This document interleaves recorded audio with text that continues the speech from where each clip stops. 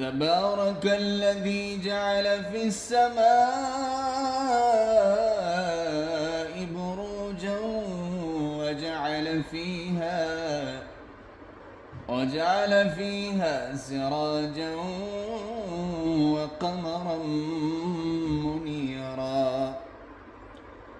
وهو الذي جعل الليل والنهار خلفة لمن أراد أن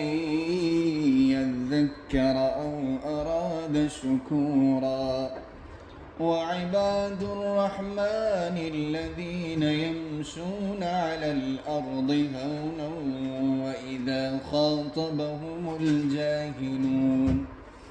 وإذا خاطبهم الجاهلون قالوا سلاما والذين يبيتون لربهم سجدا وقياما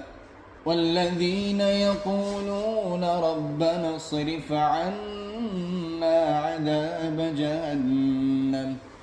إن عذابها كان غراما